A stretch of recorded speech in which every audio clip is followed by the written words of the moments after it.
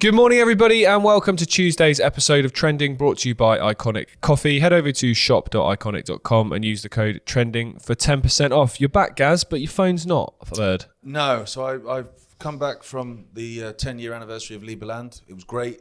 So I flew back from Belgrade, and I left my my phone in the taxi.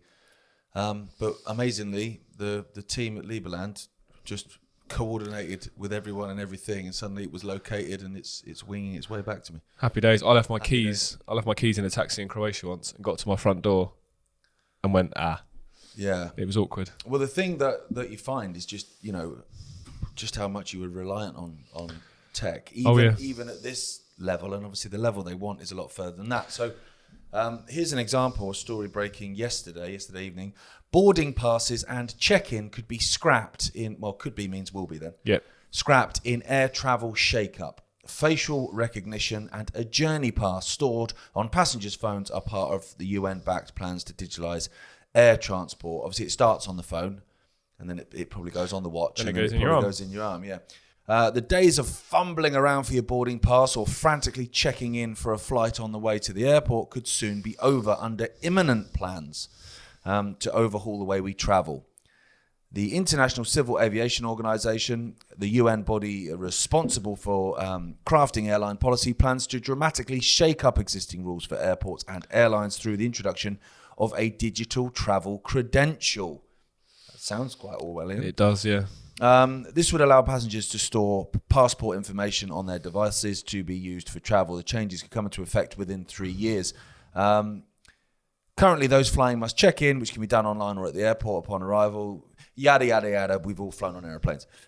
It's another one of those ways of selling something that isn't great in terms of this dystopian control using the guise of convenience. Well, yeah, that's why they've said about, they're fumbling around for your boarding pass. Yeah. They're trying to make that whole process sound as chaotic and as stressful as possible, when it's not really. No, but the way they word it really is absolutely that. And then when you tie that in as well to what they've brought in the UK, which is this digital ID for pubs and clubs, because you got I've got to fumble around and make sure that the barman knows I'm old enough. Well, suddenly now I've got this ID that will just do just that.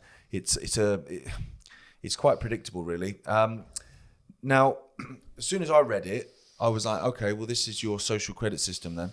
Because suddenly it's building an infrastructure which is going to be able to determine whether or not you can fly. Yep. In China already, we talk about this all the time, they have their social credit system, and it's all done through facial recognition and all this sort of stuff, where you can't, use a fake ID like you did in the old days of going to pubs. Sorry, Mum. Now it will be done over facial recognition, so you can't even get away with trying to get on a train or an aeroplane if you're banned because you've not got enough compliance points.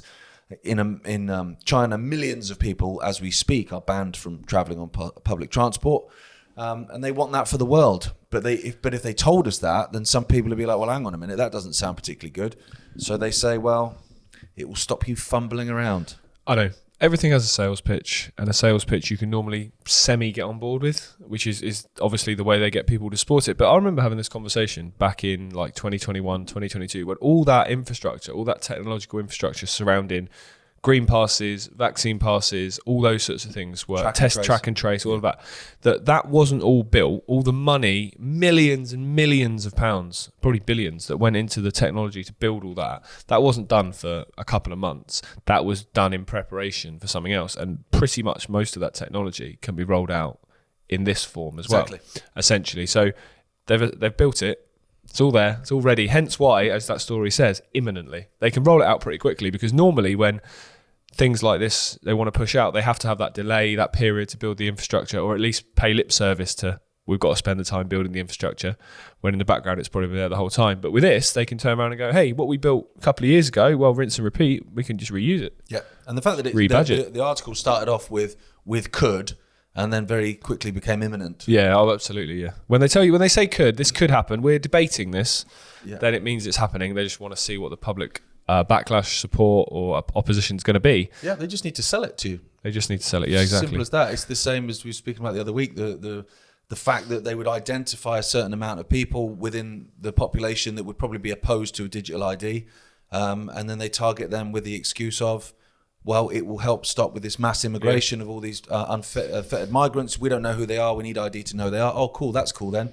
And then this one just then targets those travelers that maybe travel quite often, frequently around the world, and you won't have to faff around with a boarding pass. No, you won't have to fumble. Oh, mate. Without sounding like a conspiracy theorist, Gaz, what's the betting that this summer there's a few issues in airports that maybe end up with a few more people fumbling, let's say? Yeah, wouldn't shock me at all. Sells it a bit more. There's a whole conversation about what's been going on with airline travel over the last probably 2 years. Yeah. There's obviously something going on there, but yeah. Oh yeah, there is. They don't want people travelling, so there's so many different aspects. We could chat about that for a whole episode on itself. But we're going to move on to this story here from the UK. Biggest choice of low deposit mortgages for 17 years is the headline from the BBC. Now, essentially, what low deposit mortgages are, quite simply, a low deposit. So if you've got a house worth 100 grand and there's a 5% deposit, you put 5 grand down, you get a mortgage for 95. That's the sort of simplest way to explain it. For people around the world, I'm sure it's similar in most countries. Obviously, the higher loan to value you get, as they call it, so the higher amount that you borrow, more interest you pay, the more you end up paying back to the bank, the longer it takes you to eventually own the house or officially own the house. So really, you're signing yourself up to a very, very long time of paying back something. And if you miss 1 or 2 payments, your house gets taken off of you. Now, in the lead up to the 2008 crash, which, for people around the world will remember, where mortgage rates, where people lost homes, people lost businesses, and it is what inspired a little bit of resistance, the start of the resistance, if you like, where a lot of people lost everything. And this is talked about in this story. So more low-cost deposit mortgages are available to choose than any time since the 2008 financial crash. The number of deals that need just 5% or 10% have risen to their highest level since 2008. Now, the claim is that this allows first-time buyers more opportunities to buy houses. And it might well do that, because saving up, as we know, especially with a cost of living crisis, saving up a deposit of 25, 30, 40 grand is very, very difficult, especially for a younger couple. And with the house prices rising, obviously your deposit has to rise as well. So 5%, 10% all of a sudden is very, very attractive. However, the reason that this caused so many problems in 2008 is because people had houses they simply couldn't afford. Because essentially, if you're buying, let's say, hypothetically, pick where we are here in Derby, say the average house price is around 150 grand. I think it's probably a bit more than that now in this area. Maybe. But let's say 150. Right, you need to put £7,500 down for your 5%, okay? That, as a couple, over, say, 4 or 5 years, that's an achievable thing for you to save up. If it's 25, 30 grand you've got to put down, that's not achievable probably. So therefore, your chance of buying that house is diminished. If it's lower, your chance of buying it is higher. However, you might not really be able to afford it. Can you afford the monthly payments? Can you afford the monthly payments if the interest rates go up? And you buy it and it's 500 quid a month, 2 years later it's 700 quid a month. Can you afford to do things like that? And that is the point. In the lead up to 2008, so many people borrowed money on houses they couldn't afford. When the mortgage rates went up, when interest rates went up, they couldn't afford it, they lost the house. And it feels like this is, again, another way of getting people into things they can't afford, creating a dependency, which we've spoken about so many times, about if you want to bring in this social credit system, you want to bring in this you'll own nothing and be happy, you need to create a dependency on the state where it's, here you go, you can keep your house, we won't take it off you, but we own it and you rent it off us. I think this is about getting people in debt, getting people tied up to a mortgage for the rest of their lives, and getting people in a situation where they're dependent. Yeah, it's getting people on the hook, because if you look at a house and it's worth X amount of money, you would need maybe a 25-30% deposit. Previously, well, I can't afford that. Okay, well, I don't have the house then. Yep, exactly. Whereas, and I've got friends that have done this, where they've they've taken out the 5% deposit because they can stretch to that, and it's that kind of one day over the rainbow. Maybe, okay, so I'm going to take a punt. It's a gamble. I might get 2 promotions after I've bought the house, and then I'll be able to afford that. So I'll take it now. Because if you said to someone, right, give me £10,000. Well, I don't have £10,000. Okay, well, give me £10,000 in 20 years. Okay, I could probably do that. Yeah, okay, I'll find a way. Yeah, go on then, deal. Let's sign on the dotted line. And then, that day comes and, I didn't get the promotion I expected. The cost of living is a lot more than it was. The mortgage has gone up because the interest rates have gone up. Actually, I don't have that money. And they go, oh, I'm sorry, I'll take all of that. And it's like, for me, because everything's inverted, if I was going to sell to the population a way that in my head that they don't know about, in my head, it's I want to own everything and you will own nothing. The best way to sell that to the population is through a scheme that they think gets them to own more. Yeah, because it's so then flipped. It's like, no, it's not. No, you don't understand. They're helping you buy houses. Oh, are they? They say they are. Well, I think the whole buying a house is a scam anyway, because the fact that the system portrays it as owning your own house is a thing of honor. It should be a life aspiration. Well, if the system's telling you that, you got to ask some questions. And there is that. On my desk, I've got a birthday card I was bought last year, and it was like key facts from the year you were born, 1992. And one of the ones that always stood out, average salary in the UK was £20,000. The average house price was £49,000. So the average house price was just over double what the average annual salary for a person is. Whereas now, the annual salary probably hasn't gone up that much. Let's say it's 30, it's probably not, but let's say it is. And the average house price in the country, I think, is nearly 300. So that's crazy. The average annual salary is now 10 times less than the average house price. It's obviously that's unaffordable. Yeah. Obviously that's ridiculous. And why has that been created? That's the question. It's been created by the banks. Of course it has, because they're going to get a lot more interest back on a 250 grand mortgage than they are on a 40 grand mortgage, aren't they? Yeah. Well, at the end of the day, like the system at the top end doesn't want you to own anything. No. They've made that very clear. But the banks make the money from the idea of you owning something. If you look at your mortgage payments, ladies and gentlemen, and you see how much you're paying and how much of that is interest. Oh, yeah. Oh, mate. Oh, it's insane, yeah. It's insane. Talking of insane, Jay. Right. Now, this is based in El Salvador, so I've got to try and pronounce some words that I'm not going to be able to pronounce, almost certainly. El Salvador President Nayib Bukele says he won't return man who was mistakenly deported from the US. Normal. Okay, let's read on. The Trump administration is refusing to ask El Salvador's president to release a Maryland man who was mistakenly deported to the country and incarcerated in a notorious prison. And Bukele isn't interested in releasing him either. Yeah, whatever, it's just a human being, man. I ain't bothered. Bukele, who met with Trump at the Oval Office on Monday, was asked by a reporter if he'd consider releasing. The guy was sent there mistakenly. And he's done nothing wrong. He's not a criminal. He's done nothing wrong. If he'd consider releasing Kilmar Abrego Garcia, a Salvadorian citizen who was living in Maryland before he was arrested and deported back to his home country last month, despite an immigration judge's year-old order preventing the government from deporting him. The government's justification for deporting him was a claim that he was a member of the Salvadorian gang MS-13 in New York, a place where he's never lived. Bukele's government has incarcerated him in this very famous prison that was built 2 years ago, basically for gang members. So you can imagine what that prison is like for a guy. As I understand it, he's got a young child as well back in the United States. For me, I'm looking at this, like the sheer freaking arrogance of it. And lack of humanity. Yeah, so it's like, okay, so we've got this guy. It's a mistaken identity, I guess. So we go and deport him, stick him in a prison. And as soon as you realise that's a mistake, at that point, he should be on the next plane. Yeah, he should, yeah. In a normal world, it's like, oh, God, I am sorry. I didn't mean to do that. That's annoying. I'm always incarcerating people accidentally. Off you go, son. Have a drink on the plane. We'll pick up the tab. That's how it should work. Because mistakes get made, fine, whatever. Yeah. But it's the fact that then the US government is like, well, I'm not gonna bother asking. And the El Salvadorian president is like, well, I've got no interest in releasing him. Again, I look at that and I go, where's the outrage? Because if this had happened under Biden and this had happened under Harris, you could not shut people up. Yeah, you couldn't, yeah. And rightly so. The MAGA lot and the people, especially those that talk about freedom, I mean, we're literally talking about freedom. The guy's being incarcerated in a gang prison. But from what I can see at least, there's very little. There's the odd person sort of saying this is wrong, but most people are like, well, yeah, it's different when my team do it. Yeah, it is. It's bizarre to me, honestly. Too busy winning. Well, this is the thing. Hey, this dude's not winning, is he? No. Well, the thing is as well, is you mentioned there people make mistakes. This isn't a mistake though, is it? Because the judge overruled and said, you can't deport this man. This man's done nothing wrong. You've made mistakes. And the administration ignored it. Yeah, and it's gone back and forth. That judge is not backing down from what I can see, and fair play to him. But also then, yesterday I saw another a clip of Trump being asked. I don't know if it's from the same press conference, but a press conference.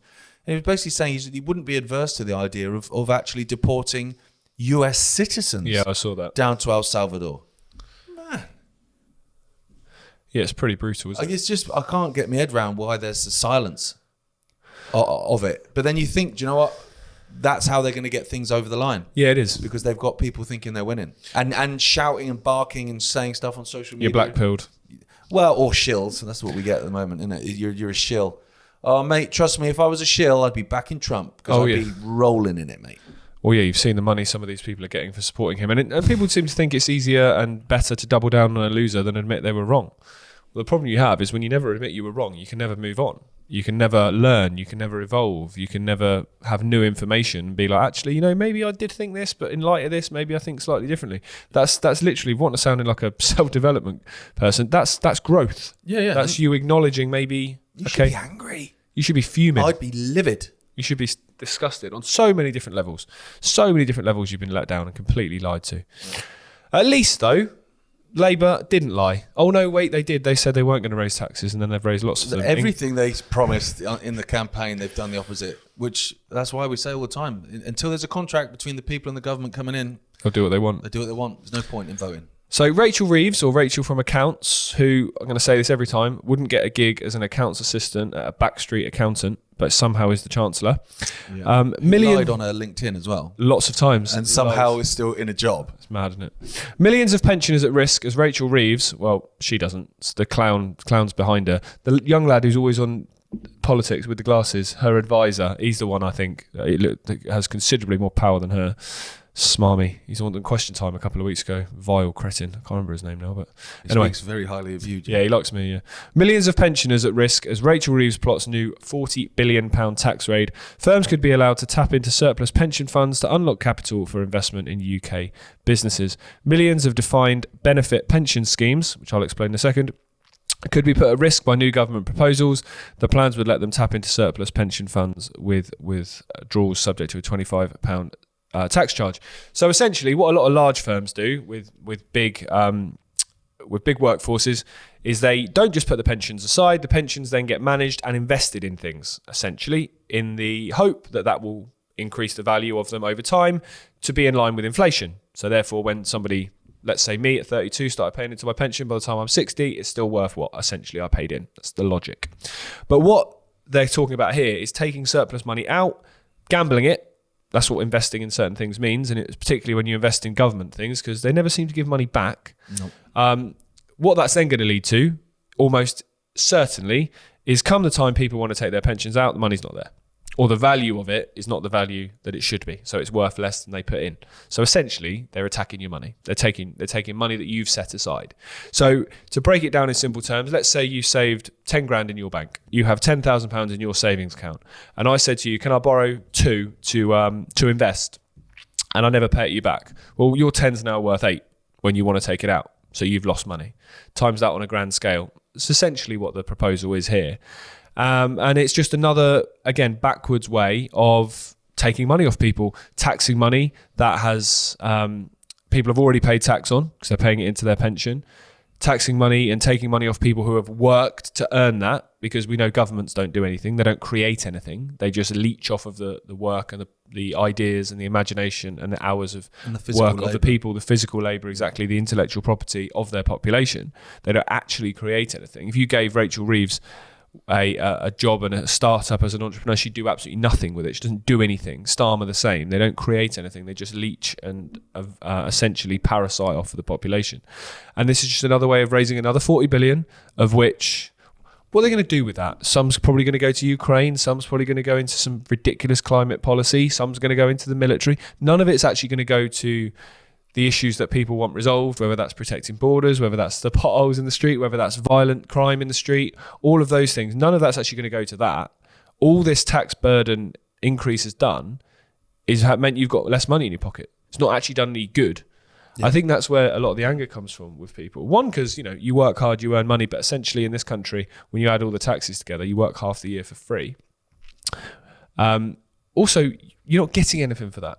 No. You're not getting anything for it. I think if you were getting safer streets, if you were getting really good schools, really good healthcare, all of those things, then I think people would be like, okay, I'm paying a bit more, but I'm getting something back for it. Yeah, you're not. The country now, like I'm in my 40s, and it's like I don't want to be one of those old people that hark back to the old days. But even like just going back just a handful of years, really, I look at this country now and I'm like, mate. Yeah, it's a mess. It's a mess. Like even just driving down the street, like, you know, potholes. It's like, well, no, it's only a pothole, isn't it? No, but that's indicative of the country as a whole. Yeah, and there's millions of them as well. Oh, it's just mad. And I felt that actually in Serbia, and I even said that to the cab driver, was like, mate, your roads are amazing. Yeah. And he was like, what? And I was like, we're better than UK. I was like, yes, mate. Yeah, I've not been sent up off the seat yet. The bar's not set very high. I love Serbia, man. It was brilliant. It was cool. I liked it. I did enjoy it. But again, it's another attack on the elderly as well. Because the thing is, you know, yes, they were called useless eaters and all that kind of stuff. And yes, they've killed off an absolute ton of them during COVID. And yes, the assisted dying bill coming through will almost certainly, you know, target those people a lot because, you know, get rid of them. But the other thing with the elderly as well is it's not just the impoverished portion, is there is actually another portion that's got a few quid. Yeah, there is, yeah. That they've put away. They've worked their whole lives. They've put it away, and they're not essentially dependent on the state. No. So they can say what they want. Yeah.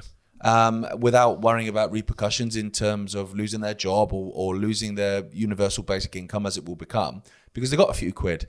Well, we can't have old people with lots of life experience saying it as it is, so that young people go, I didn't realise that. Yeah. So yeah. The other thing will impoverish them as well. The other thing you've got is and this is part of the pensions, it's part of because obviously if pensions are taken and not necessarily spent, that will obviously go down to their children in the form of inheritance, which obviously is then taxed again now. Essentially it starts everybody at zero. Nobody gets a leg up. And, you know, as we were talking about with mortgages and house prices, if somebody, for a lot of younger people, if they're left money by grandparents or parents, let's say, a lot of them will use that to probably buy houses, to buy property, to buy a place to live, what they think is some security for them and their family. Whereas if you remove that, that takes, particularly I would imagine in places like London where the prices are just insane, that even less people then are capable or will have the opportunity to buy their own home. So attacking the elderly, attacking the ability for people to pass money down, like intergenerational wealth, they want that gone. They want all that sucked into the system because then it never comes back out, as I said. Yeah. Well, apart from themselves. Well, yeah, absolutely. They'll have the intergenerational wealth. Oh, of course they will. Of course. For doing, I'm not quite sure what. Well, yeah, exactly. I mean, that's another whole nother conversation. But when you look at the wealth of a politician, you know, their net worth, and you go, right, well, let me work this out. What have you done throughout your career? Sod all. You came fresh out of a politics degree, and then you went and maybe worked at a think tank for a bit. Maybe you were an advisor at a bank for 2 years. Then you became a politician and you started off on, you know, 60, 70. Maybe you've got a cabinet position, so you're on £90,000 a year. It's a lot of money, don't get me wrong. And you're worth 28 million. Liz Truss. Well, she was worth about £8 million. And that's what I've described there is basically her career. And it's like to amass that amount of money, you would have to have done your current job for something like 75 years. And as far as I understand it, she's not that old.